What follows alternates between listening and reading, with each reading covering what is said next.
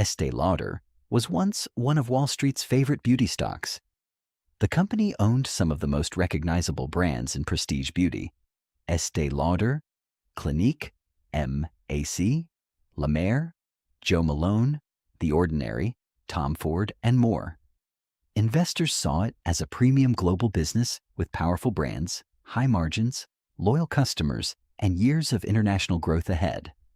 At the beginning of 2022, EL stock traded near $375 per share. Then everything changed. By 2025, Estée Lauder shares had fallen below $50, wiping out roughly 85% of their value from the peak. And when a company this famous loses that much value, the obvious question is, what went wrong? Because Estée Lauder did not suddenly disappear. People still bought makeup. People still bought skincare. La Mer was still selling expensive creams. Clinique was still in department stores. MAC was still one of the most recognizable makeup brands in the world. So why did Wall Street abandon the stock? The answer comes down to 5 major business problems. The first problem was China. For years, China was one of Estée Lauder's most important growth engines. As Chinese consumers became wealthier, demand for premium skincare, cosmetics, and luxury products exploded. Estée Lauder benefited enormously from that trend. The company also became heavily exposed to Chinese travelers buying beauty products through duty-free stores, especially in places like Hainan and Korea. As long as Chinese luxury spending continued rising, this looked like a fantastic strategy. But after the pandemic, China did not recover the way investors expected. Consumer confidence remained weak. Economic growth slowed. Property market problems pressured household wealth. Chinese consumers became more cautious with discretionary spending. And Estée Lauder suddenly discovered that one of its greatest strengths had become one of its biggest weaknesses. Its Asia travel retail business was hit particularly hard. That brings us to the second problem: inventory. This is where the story becomes more complicated. Retailers and travel retail operators had accumulated too much Estée Lauder inventory during the stronger years. Then, consumer demand slowed. Stores were sitting on products they had not yet sold. So instead of ordering more from Estée Lauder, retailers started reducing inventory. Imagine a store normally sells 100 bottles and orders another 100 bottles from Estée Lauder, but suddenly it sells only 70 bottles while already having extra inventory sitting in storage. The next order might not be 70 bottles, it could be only 40. That means Estée Lauder was hit twice. Consumers were buying less, while retailers were ordering even less because they were clearing old inventory. This inventory correction made the downturn deeper and lasted much longer than investors originally expected. The third problem was competition and execution. The beauty industry was changing rapidly. Consumers were discovering products through TikTok, Instagram, influencers, Sephora, Ulta, and direct-to-consumer platforms. Smaller beauty brands could suddenly become popular almost overnight. Young consumers were experimenting with new brands rather than automatically buying the established names their parents used. Estée Lauder still had tremendous brand recognition, but parts of the organization had become too slow. Product development could take too long. Decision-making was complicated. Marketing did not always move at the speed of social media. Distribution was not always aligned with where younger consumers wanted to shop. Meanwhile, newer beauty companies were moving aggressively. So Estée Lauder did not simply have a China problem. It also had an execution problem. Management eventually introduced its Beauty Reimagined strategy, designed to make the company faster, more consumer-focused, and better positioned in high-growth channels. But Wall Street wanted results, not another strategy presentation. The fourth problem was collapsing profitability. Estée Lauder operates a huge global organization.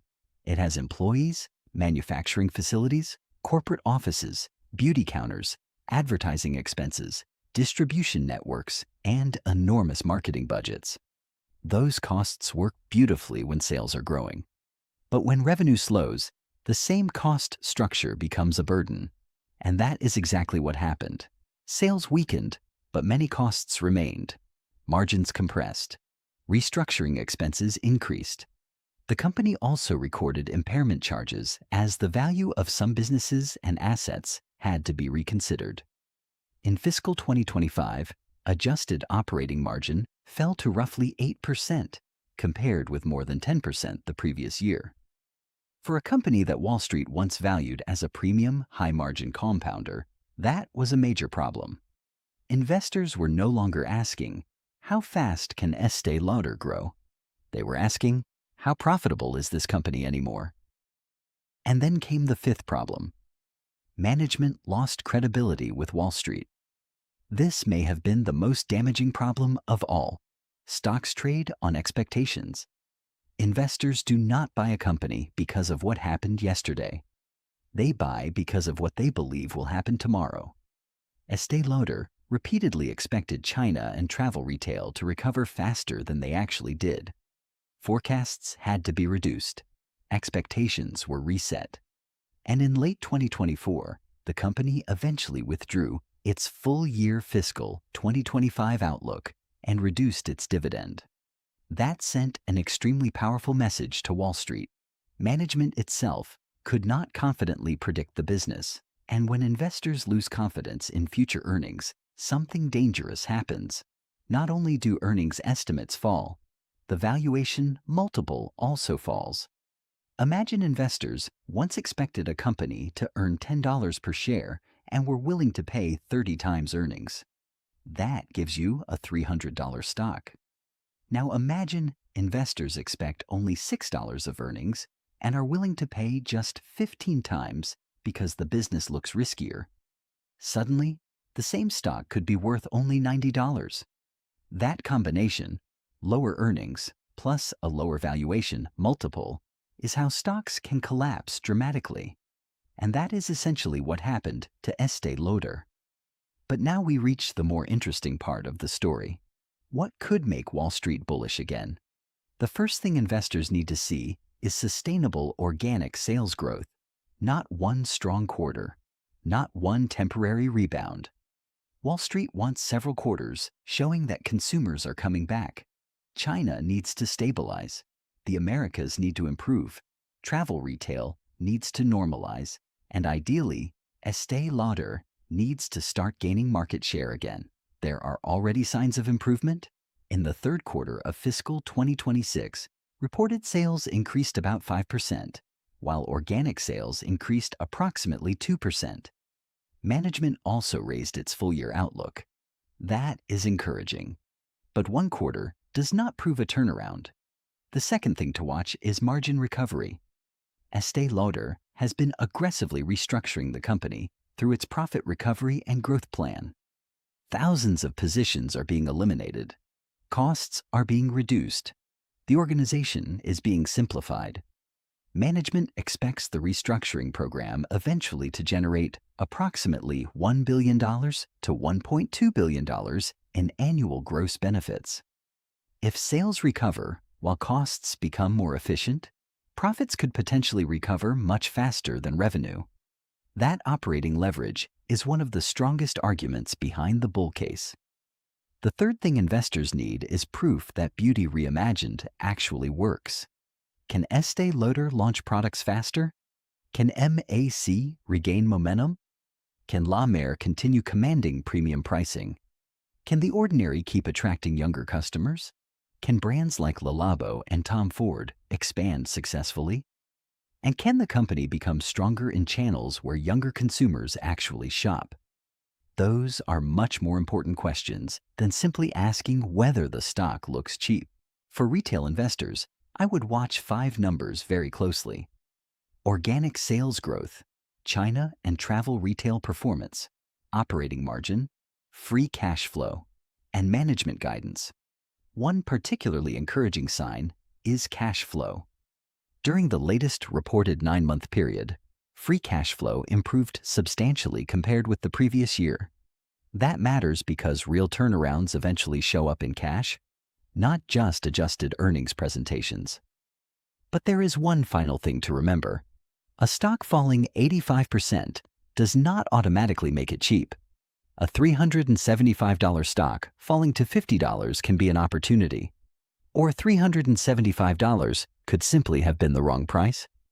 The real question is whether the underlying business can eventually become stronger again.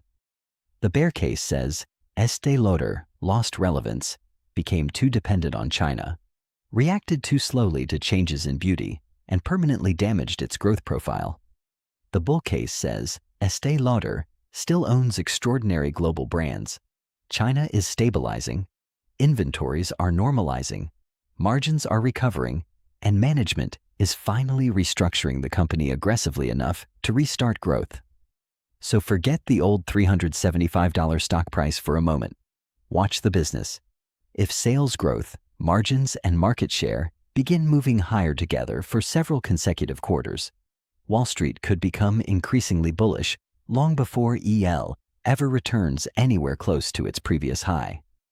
But if sales weaken again, margins stop improving, or management starts cutting guidance again, Estée Lauder could remain a value trap even after such a massive decline, because ultimately, Estée Lauder does not need to convince investors that it was once a great company. It needs to prove that it can become a great growth company again. And that is the real battle happening behind EL stock today. If you enjoy stock breakdowns like this, where we go beyond the stock chart and explain what is actually happening inside the business, subscribe to the channel and comment below. Is Estée Lauder a turnaround opportunity or a value trap?